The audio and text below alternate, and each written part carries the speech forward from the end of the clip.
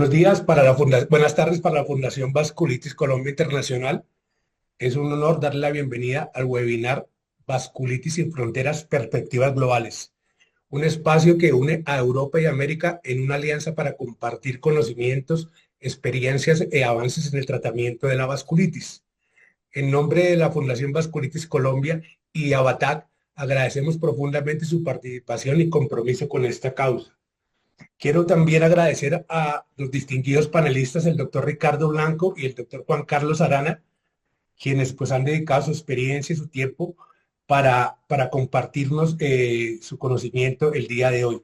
Agradecemos también a la vinculación de la Asociación Colombiana de Reumatología y de la Sociedad Española de Reumatología, instituciones que nos han apoyado para fortalecer los lazos entre estas dos regiones. Un agradecimiento muy especial a la doctora Diana Gil, presidente de Asorreuma, por su apoyo constante con la Fundación, y esperamos que este evento sea muy enriquecedor para todos nosotros y que nos permita seguir trabajando de la mano juntos. Adelante, Ana, por favor. Hola, buenas tardes. Mi nombre es Ana Silvia, soy presidenta y me gustaría darle la enhorabuena a Funvacoy, que es la otra parte que organiza el evento, y agradecer también a la Sociedad Española de Reumatología y a la Asociación Colombiana de Reumatología su aval en este evento. Trataremos de dar a conocer mejor este tipo de enfermedades y patologías tan raras como son las vasculitis, y comenzaremos presentando a un reumatólogo especialista en vasculitis, jefe de la unidad y el servicio de reumatología del Hospital Universitario Marqués de Valdecilla, miembro del Instituto de Investigación de Valdecilla, vicepresidente primero del servicio de la Sociedad Española de Reumatología y declarado hace unos meses mejor reumatólogo de España por la ODS. Os presento al doctor Ricardo Blanco. Bueno, buenas tardes. Siempre es para mí un honor poder participar en estos eventos.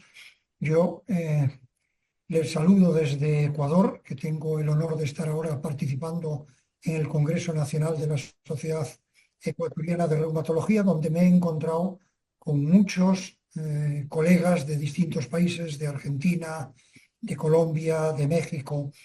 Y nada más, agradecer a las distintas asociaciones de enfermos que me hayan invitado, tanto de Colombia como ABATAC de España, de Santander, e independientemente que mi tema está centrado en vasculitis de gran vaso, he observado por los distintos comentarios que hay en el chat que se está conectando pacientes con otras patologías, desde GEPA, desde BESET, vasculitis ANCA positivo. Yo estaré encantado de contestar a las dudas, si sé responder, claro, a las dudas que se me planteen de cualquier tipo de vasculitis.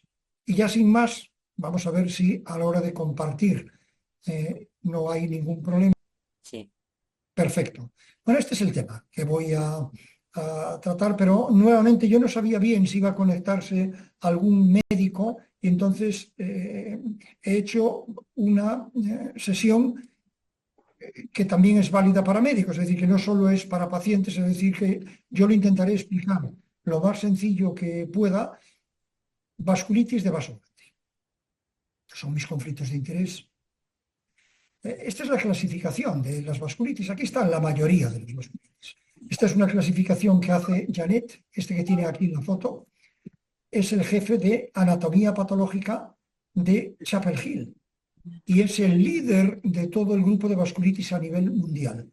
De tal manera que él es el que, con determinados grupos de trabajo, establece una clasificación de todas las vasculitis y decide que sean así. Por un lado, considera que unas son de vaso grande, y aquí incluye la arteritis de células gigantes, también denominada arteritis de la temporal, la arteritis de Takayasu, En las de vaso mediano incluye la enfermedad de Kawasaki, la poliarteritis nodosa, y las de vaso pequeño es un grupo muy amplio en el cual está, por un lado, un subgrupo que son las vasculitis ANCA, en la cual está la granulomatosis con poliangitis, la poliangitis microscópica y la granulomatosis eosinofílica con poliangitis, la GEPA, de la que hablábamos anteriormente. Y después están las vasculitis por inmunocomplejos, en las cuales está la vasculitis IgA, que es la antigua denominada púrpura de Schollin-Henoch, la vasculitis quironémica, la enfermedad antimembrana basal y la vasculitis urticariforme hipocomplementémica. Después hay una serie de vasculitis que puede afectarse cualquier vaso, los grandes, los pequeños, los medianos, por ejemplo el Behçet o el Cogan, la enfermedad de Behçet. Hay otras que solo afectan a un órgano, por lo tanto, más que ser sistémicas, decimos que es de un único órgano. Por ejemplo, cuando hay una vasculitis que solo afecta al sistema nervioso central, una vasculitis una PAN que solo afecta a la piel, etc. Y tenemos otras que están asociadas a enfermedades sistémicas, como el lupus eritematoso, la artritis reumatoide, y otras que pueden deberse a distintas causas. Aquí no están todas, está la mayoría. Pero ya solo ver esto se ve que si para los médicos solo esto que acabo de mencionar es complejo, no me puedo imaginar cómo será para los pacientes el entender esto, porque tiene realmente muchísimas peculiaridades. Estamos ante un grupo de enfermedades difíciles de entender. Es un grupo más difícil, por ejemplo, que lo que es la artritis reumatoide o lo que es la fibromialgia. Es decir, estamos ante enfermedades complejas en su entendimiento, en su patogenia. Dentro de las vasculitis de vaso grande, que es en las que nos vamos a centrar más, la arteritis de células gigantes muy especialmente, un poco en el Takayasu. En el mundo occidental el Takayasu es excepcional, como veremos, y es más frecuente la arteritis de células gigantes. En América, los que son de procedencia de los antiguos indígenas, pues el Takayasu es más frecuente, porque en sus orígenes las poblaciones nativas de Hispanoamérica procedían de Japón por el estrecho de Bering, y por eso los rasgos faciales de muchos de ellos recuerdan un poco a los japoneses. Nada que ver con los americanos de procedencia europea, de origen español, italiano, alemán, inglés, etcétera, que en cambio la vasculitis que tendrán es la arteritis de células gigantes. Con lo cual, por ejemplo, Argentina o cualquier otro país, pero pongamos por ejemplo Argentina, en el cual hay mucha mezcla tendremos los dos tipos de vasculitis. Y en los sitios de los hospitales que atiendan sobre todo a hijos de españoles o nietos o de italianos o alemanes o lo que sea, verán sobre todo arteritis de células gigantes. En cambio, sí atienden sobre todo pacientes que proceden con población más de origen en su día indígena, es más frecuente el Takayasu. Esto es para que veamos la arteritis de células gigantes en un mapa del mundo donde más frecuente es en los países escandinavos, en Noruega, en Suecia, en Islandia. En España es más frecuente en el norte que en el sur. Se dice que la arteritis de células gigantes la han transmitido los vikingos, que los vikingos en sus distintas emigraciones desde los países del norte de Europa, los vikingos invadían otros países.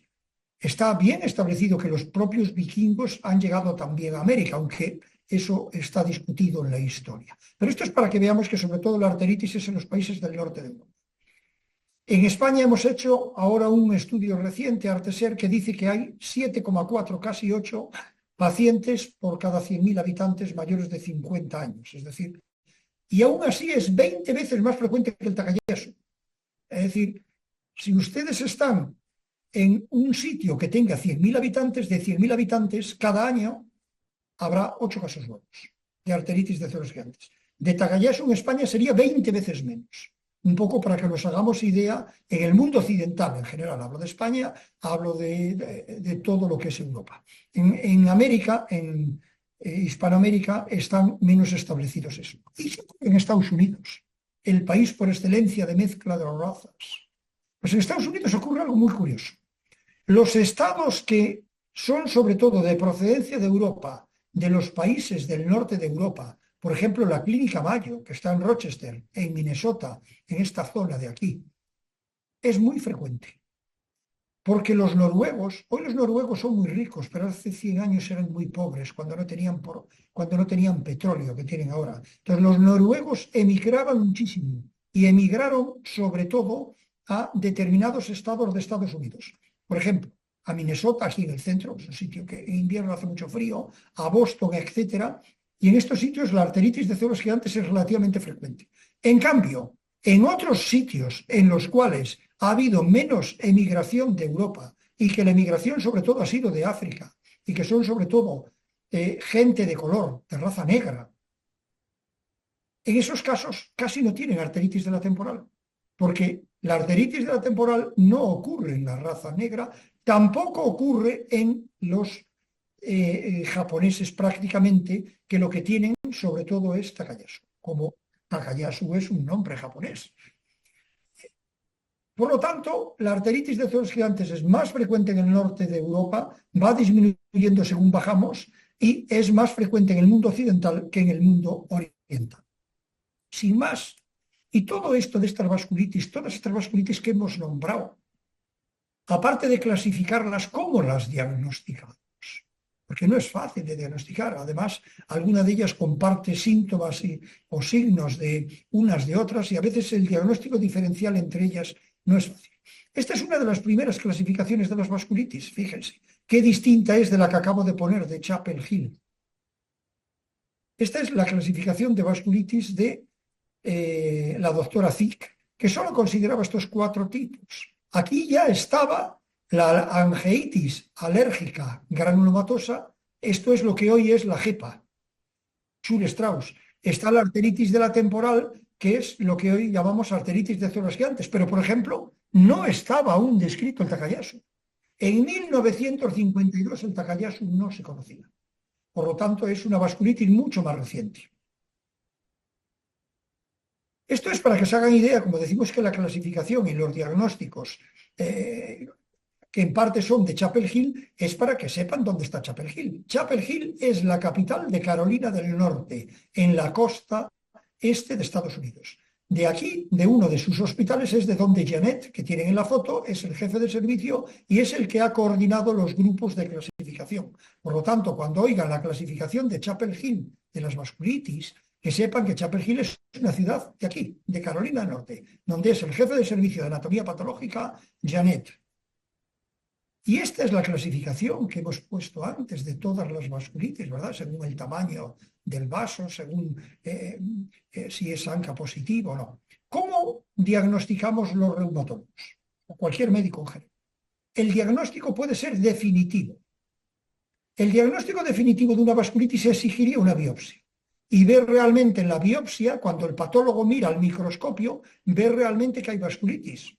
Esto ocurre, por ejemplo, en la arteritis de células gigantes, el paciente que es un paciente mayor, la arteritis afecta sobre todo a gente mayor, pues se inflaman determinados vasos y estos vasos que se inflaman se pueden biopsiar. Por ejemplo, esta arteria temporal. Esto es muy fácil de biopsiar, se biopsia, se mira al microscopio y se ve este proceso inflamatorio que para un médico especialista en anatomía patológica rápidamente diría esto es una vasculitis tipo arteritis de células gigantes. Esto es indiscutible. Esto es una arteritis de células gigantes. En España, en Colombia, en Uruguay y en la China. En todas partes. Es un diagnóstico definitivo. Ay, amigo. ¿Y con un Takayasu cómo hacemos para tener una biopsia? El Takayasu no afecta a vasos superficiales como la arteritis de la temporal. El Takayasu afecta a la aorta y a ramas de la aorta. ¿Qué hacemos? A un paciente le cortamos la aorta, se muere. En el Takayasu es muy difícil que consigamos tener una biopsia. Solo lo vamos a conseguir en esos pacientes que son sometidos a intervenciones quirúrgicas, ya sea porque tienen un aneurisma y entonces en esa pieza de la intervención quirúrgica podemos observar, pero en una proporción enorme de pacientes con Takayasu, el diagnóstico histológico no se puede establecer. Entonces, en estos casos que no podemos establecer un diagnóstico histológico de la biopsia, que es el definitivo, porque no alcanzamos a tener ese tejido, ocurre también mucho en la GEPA. En la GEPA, la granulomatosis eosinofílica, en muchas ocasiones no tenemos la biopsia y aún así establecemos el diagnóstico y decimos, ¿y cómo establece usted el diagnóstico si no tiene la biopsia? Pues seguimos unos criterios de clasificación, es un diagnóstico de probabilidad, que son los criterios últimos, son los criterios del ACR y EULAR. ACR es el American College of Rheumatology o el EULAR, que son del año 22. Estos criterios no son de gran utilidad cuando no hemos conseguido la biopsia, ¿verdad? De gran utilidad. Pero estos criterios no tienen una especificidad del 100%. Podemos estar en el 90%, con lo cual habrá un 10% de pacientes que, con el paso del tiempo, o no es el tipo de vasculitis que nos creíamos.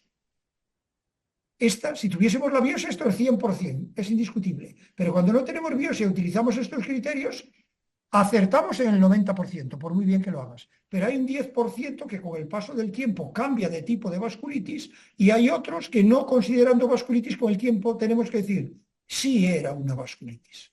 Por eso esto hay que entenderlo muy bien. ¿Qué criterios utilizamos para diagnosticar? ¿La biopsia es lo ideal? ¿O criterios de clasificación de probabilidad? Los últimos criterios son estos del 2022, los que teníamos hasta el 22. Muchos de ustedes hemos tenido que utilizar los criterios del 90, los que han sido diagnosticados antes del 22. Nosotros hemos utilizado los criterios del año del 90. Por eso yo le quiero decir que esto va evolucionando. Los criterios del 22 son mucho más perfectos. En los criterios del 22 participaron reumatólogos de los 5 continentes, de muchos países. No tiene nada que ver estos criterios con los criterios que hemos tenido anteriormente.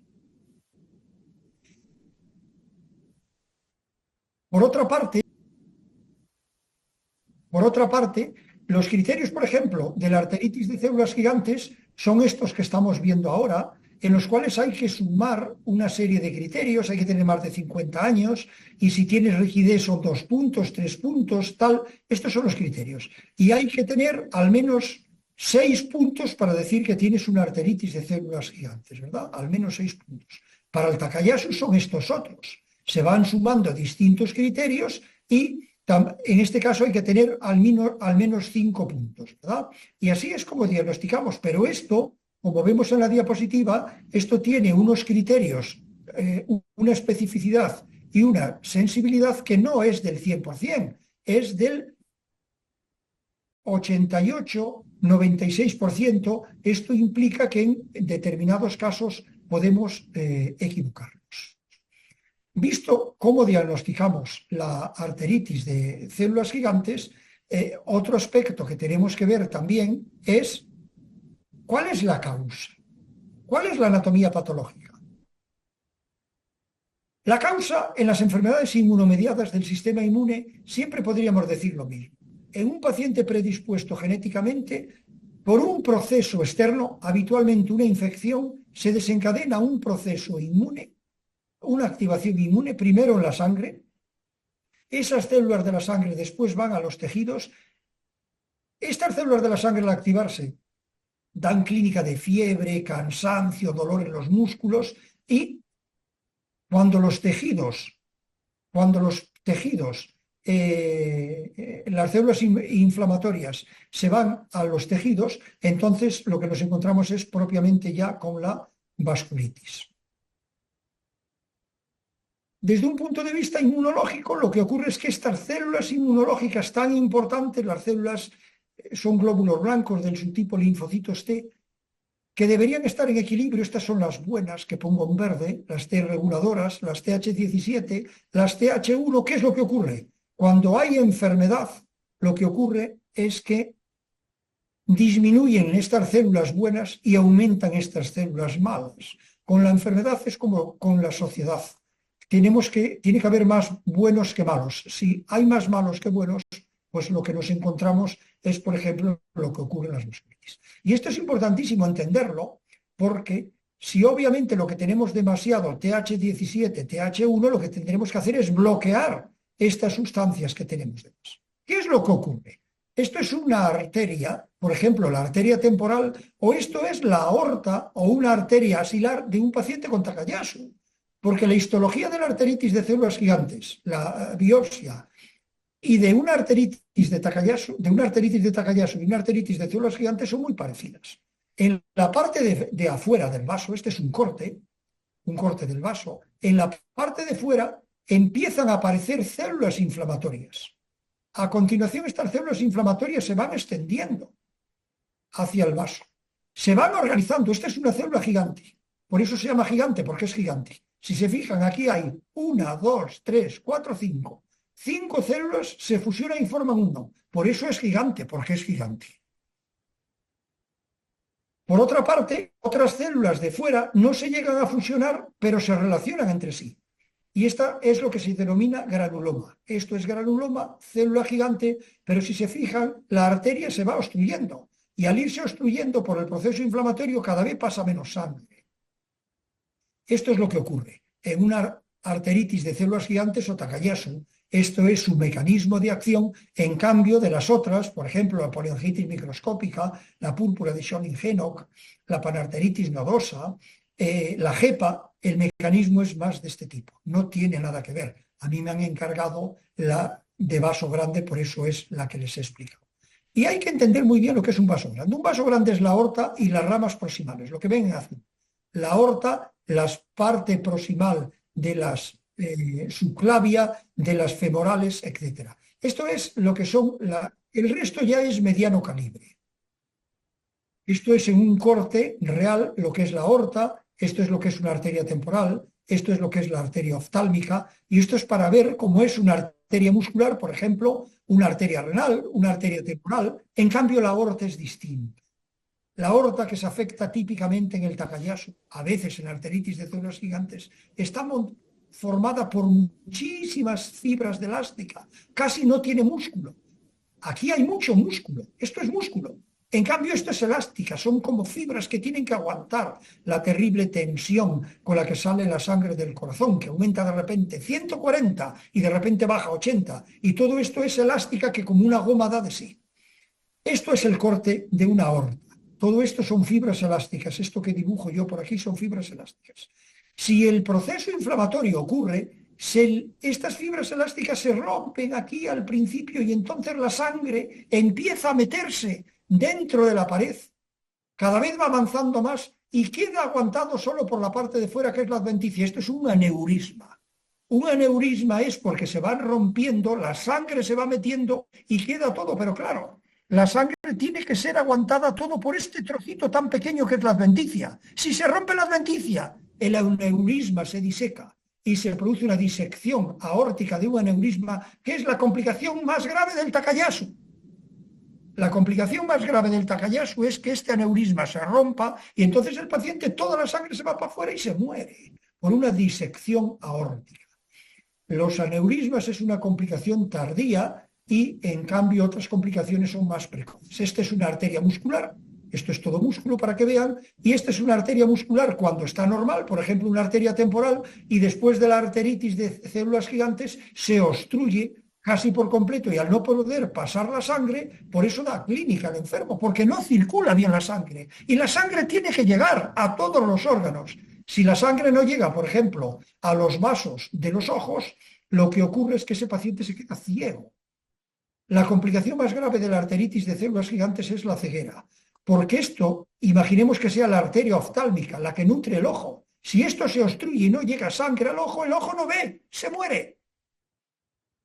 El Takayasu es una vasculitis también granulomatosa, como hemos dicho, que afecta más a la aorta, a sus ramas principales, que afecta más a mujeres jóvenes. En cambio, la arteritis de células gigantes es de gente mayor, que afecta sobre todo a pacientes de ascendencia asiática y que su prevalencia es mucho más baja en el mundo occidental. No así, obviamente, en Japón, como hemos dicho al principio.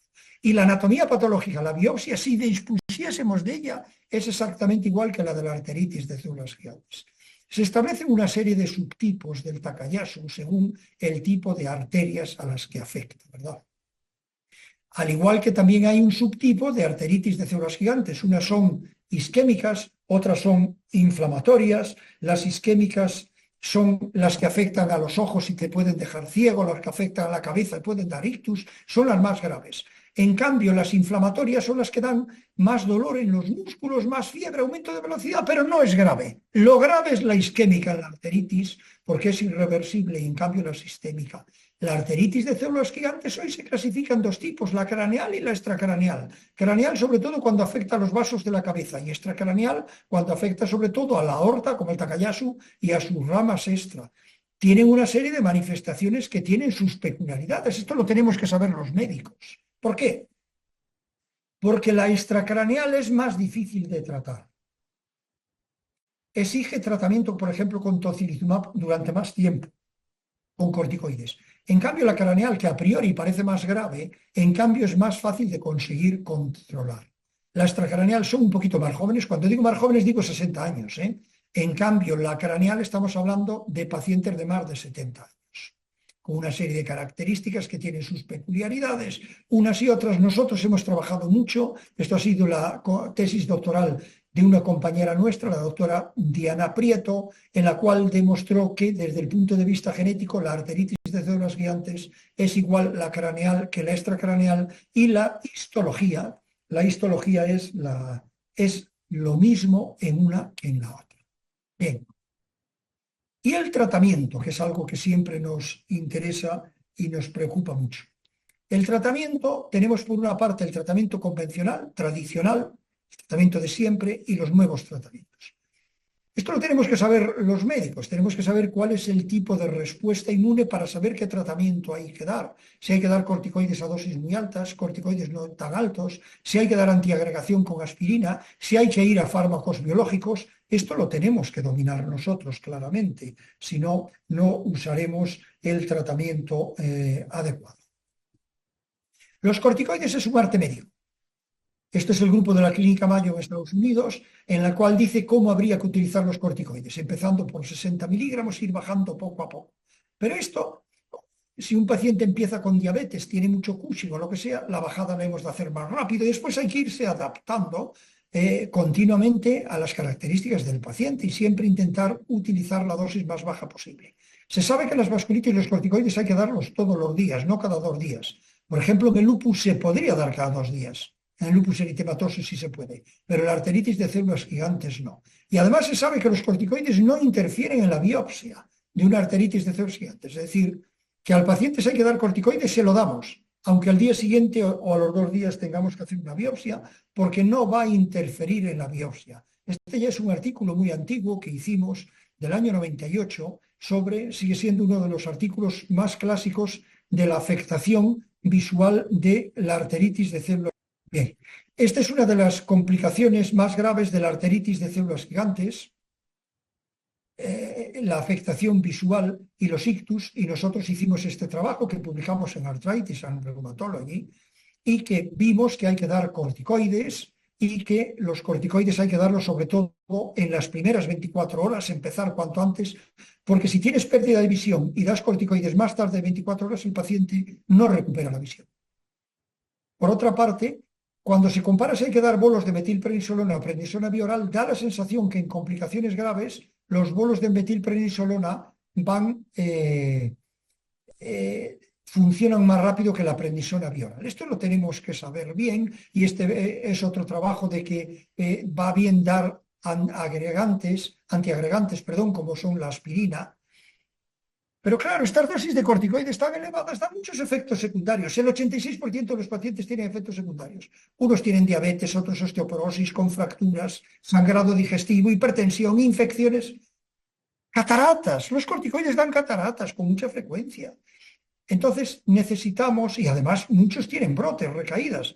Por lo tanto, necesitamos otra serie de fármacos que podamos dar para conseguir ahorrar corticoides. Y se han hecho todos estos estudios de biológicos y alguno más, yo le pongo los más importantes. Los anti-TNF no han funcionado. Ni el Humira, ni el infliximab, ni el ustekinumab.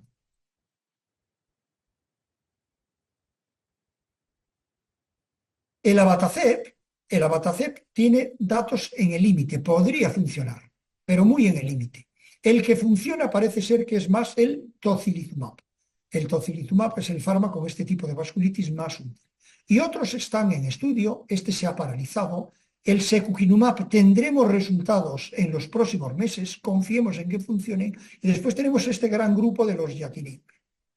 Esto es para gente que está metido en las vasculitis, reumatólogos que nos gustan, esta diapositiva, estos tipos de tratamiento, cómo se da, cuándo se da, si se quita, si se combina, no se combina, esto es con diferencia la parte más interesante.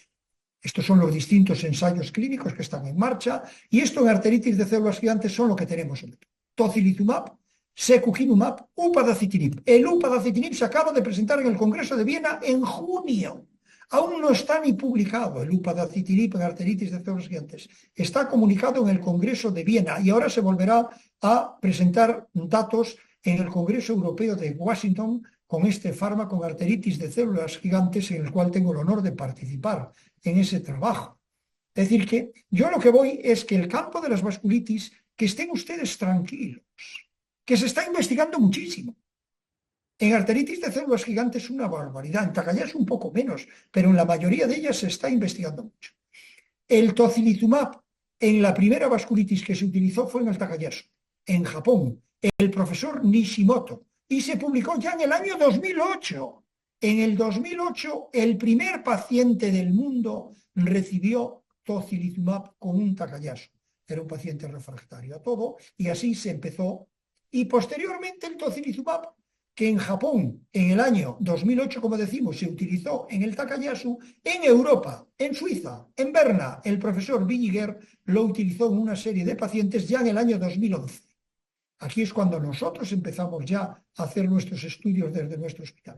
Consigue, por lo tanto, el tocilizumab la indicación en arteritis de células gigantes, y nosotros empezamos a hacer trabajos en práctica clínica en España. Esta es una de las series más importantes, con 134 pacientes de tocilizumab. Hoy estamos en prácticamente 500 y observamos que el tocilizumab va bien. Pero donde cuesta más controlar es en la arteritis de células gigantes, es la afectación de la aorta. Todo lo que es la arteritis, la afectación del dolor de cabeza, la velocidad de sedimentación, la mayoría de las manifestaciones se corrigen rápidamente, pero la captación en el PET de la aortitis cuesta muchísimo. Este trabajo que tuve yo el honor de coordinar, pues se veían que los pacientes, esto es la aortitis, lo que se ve. Esto que ven ustedes aquí más negro, esto es la aorta que está teñida, pues observamos al año y medio, observamos que este paciente ha mejorado, pero no ha mejorado del todo. Sigue captando bastante. Ya no debería verse nada a la pared de la aorta. Por eso, en cambio, todo el resto de la clínica ha mejorado este paciente. La aorta cuesta más. Demos el fármaco que demos, aunque demos tocilizumab, que es el más eficaz, cuesta más. Y no solo cuesta más, hay pacientes que incluso que parece que están bien y termina haciéndose disección de la aorta. Esto es nuestra compañera Andrea Rupert de Suiza, que presentó esta serie de pacientes en los cuales... Es decir, que el tocilizumab no es la solución definitiva, ni del Takayasu ni de la arteritis de células gigantes. Nosotros en ese aspecto hemos presentado y acabamos de publicar ahora trabajos de aneurismas con tocilizumab en arteritis de células gigantes que incluso alguno de estos pacientes progresó. Y, por ejemplo, que antes del tocilizumab medía esto el aneurisma, con el tocilizumab siguió progresando el aneurisma. Es decir, que el tocilizumab no es la solución definitiva, van mejor los pacientes claramente, pero no es la curación definitiva. Los que no tienen afectación visual y damos toci, ninguno la va a tener, pero si ya la tiene no la vuelve atrás. Entonces, como vemos que el tocilizumab no es la solución definitiva, se ha trabajado con otros fármacos. Por ejemplo, que es el baricitinib. Este estudio con 25 pacientes con baricitinib, pues una proporción de ellos fue bien, incluso alguno con aortitis. Y acaba de presentarse con el upadacitinib, que es el que decíamos de Viena, en el cual da la sensación que también podrían ir bien. Y nosotros hemos publicado este trabajo de yakinib en colaboración con Boston, con Harvard, el doctor Loricera con Sebastián Urovni del Max General de Hospital, con 35 pacientes con arteritis de células gigantes que habían sido refractarios, la mayoría de ellos a tocilizumab, y que gracias a estos fármacos, al UPA, al TOFA o al BARI, se consiguió controlar la progresión de la enfermedad. Es decir, que esto se está estudiando. Sé que hay ensayos clínicos de tofacitinib en arteritis de Takayasu. El upadacitinib va a conseguir indicación en arteritis de células gigantes. Yo a lo que voy es que hay esperanza en la investigación en este tipo de vasculitis. Las recomendaciones del Takayasu, recientemente publicadas por el Colegio Americano, son corticoides. Si no se controla con corticoides, metotrexato, anceateoprina, anti-TNF, y si no, considerar también el tocilizumab. Aún no han incluido los yatinib, baricitinib, porque aún no hay datos. Y esto es del 2021-2020. Estoy convencido que la siguiente actualización ya tendrá que incluirse, que se considere estos nuevos grupos de fármacos, los yatinib, porque yo creo que van a conseguir indicación. Y ya para terminar, porque yo creo que es muy importante que ustedes me puedan consultar, me puedan preguntar de vasculitis de vaso grande, arteritis de células gigantes o Takayasu, o de lo que consideren. Nosotros hemos publicado muchísimo de enfermedad de Behçet, de vasculitis ANCA positivo, de cualquier tipo de vasculitis, es decir, que siéntanse ustedes libres de preguntar de lo que consideren oportuno.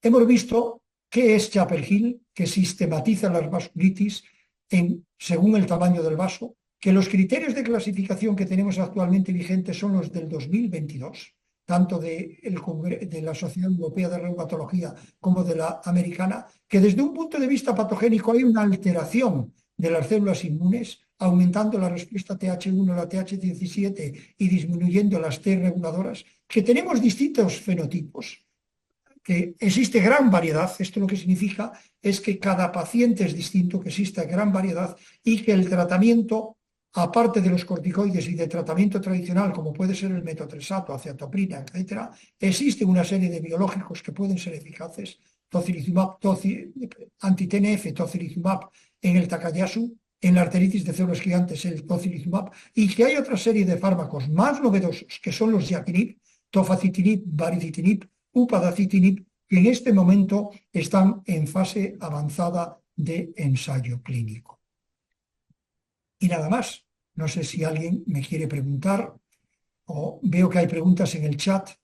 Entonces, doctor, sí, bueno, muchas gracias, doctor. Muchísimas gracias. Fue brillante su exposición, doctor, y estamos muy entusiasmados con el mensaje que queda. Hay demasiada investigación para los pacientes de vasculitis. Vienen nuevos tratamientos y no solamente las vasculitis de vaso grande. En todas las vasculitis hay mucha. Sí, concretamente, tú, Germán, que creo que me habías dicho que tenías GEPA, en GEPA hay dos revoluciones terapéuticas. El mepolizumab, que ha conseguido indicación hace unos años, y está a punto de conseguir la indicación el benralizumab. Sí, señor. Es decir, estamos a punto de tener un segundo biológico para la GEPA. Es decir, hay investigación, hay mucha investigación. Ese paradigma que había antes de que los pacientes de vasculitis estamos olvidados ya no cabe. Somos privilegiados hoy en día porque hay demasiado. Son privilegiados, así es. La medicina está progresando mucho, y en ese aspecto que veo que la primera pregunta del chat es un paciente con GEPA de Uruguay que están valorando el mepolizumab. El mepolizumab es un fármaco sensacional. No tiene casi efectos secundarios. Se pone cada 4 semanas. Consigue el control de la GEPA en una gran proporción de pacientes. El único problema que tiene es que es un fármaco costoso. El mepolizumab es un fármaco de alto costo que se dice. Doctora, hay algunas preguntas. Lida, por favor, sobre vasculitis de vaso grande. Estoy viendo en el chat. Doctor, le voy a hacer unas preguntas que tenemos acá, y ahí sí hay más tiempo para que de pronto nos conteste una del chat. Le agradezco mucho su información, muy importante para que todos conozcamos y estemos pues al día con nuestra enfermedad. Una de las preguntas, doctor, dice, ¿qué tan frecuentes son los métodos invasivos para las vasculitis de vaso grande? ¿A qué se refiere con métodos invasivos? No especifican, doctor. La pregunta dice, ¿qué tan frecuentes son los métodos invasivos para las vasculitis de vaso grande? Es decir, si nos referimos al diagnóstico, hemos de decir que para vasculitis de vaso grande el método invasivo más importante que hacemos es una biopsia de la arteria temporal que se hace aquí. La arteritis de células gigantes son pacientes mayores. Lo hacen habitualmente cirujanos plásticos y se aprovecha donde termina el cuero cabelludo de tal manera que eso al final ni se nota. Es decir, no tiene casi complicaciones. Otra cosa es si nos referimos a métodos invasivos terapéuticos, sobre todo para afectación vascular de cirugía. Claro, las cirugías de vaso grande son complejas. Los cirujanos cardiovasculares que operan los aneurismas, que ponen bypass, etcétera, estos son cirugías muy importantes. Sin duda, desde el punto de vista terapéutico, la cirugía de los aneurismas, entrar en la aorta, cirugías extracorpóreas, etcétera, son cirugías importantes, de una complejidad enorme. En eso sí que estoy de acuerdo. Si nos referimos a métodos invasivos diagnósticos, no lo son tanto en la vasculitis de vaso grande. Otra historia es en las vasculitis ANCA, que hay que hacer, por ejemplo, una biopsia pulmonar. Eso es otra historia. Pero en vasculitis de vaso grande, que no se afecta el pulmón y que lo que se afecta es la arteria temporal, y en el Takayasu, que no vamos a hacer biopsia en general, que vamos a funcionar con PET o con angioresonancia, etcétera. Bueno, no sé si hay más preguntas, porque si ya me las vas formulando, Doctor. Alessandra, te lo agradezco mucho, porque veo aquí Flavia de Uruguay con una enfermedad de Behçet. Tú si me los vas diciendo, yo voy contestando lo que tú me digas, Alessandra. La segunda pregunta que tengo aquí, la relación entre embarazo y la enfermedad de Takayasu. Micofenolato también se ha utilizado, sí. Yo creo que en Takayasu el metotrexato se ha utilizado más. Se puede usar el micofenolato. El micofenolato es un fármaco en mecanismo de acción, salvando las diferencias, que está muy próximo a la azatoprina. Y después de metotrexato, azatoprina, micofenolato, lo recomienda el Colegio Americano. Y después, como fármacos biológicos, se recomiendan bien el infliximab. El infliximab en arteritis de células gigantes no funciona. Claramente no funciona. En cambio, en el Takayasu sí. En el Takayasu se recomienda infliximab y si no, se recomienda tocilizumab. Doctor, en cuanto al embarazo y la enfermedad de Takayasu. Es un problema. Si se embaraza, el fármaco de elección, aparte de los corticoides que no tienen efectos secundarios, es la azatoprina, claramente. Lo que sí, en medicina es clave que el embarazo tiene que estar muy planificado. Es decir, el Takayasu tiene que estar inactivo para que la paciente se quede embarazada. Con un Takayasu activo no se debe quedar embarazada, bajo ningún concepto, porque es malo para la mamá y es malo para el bebé, es malo para todos. Entonces, cuando algo es malo para todos, no se hace.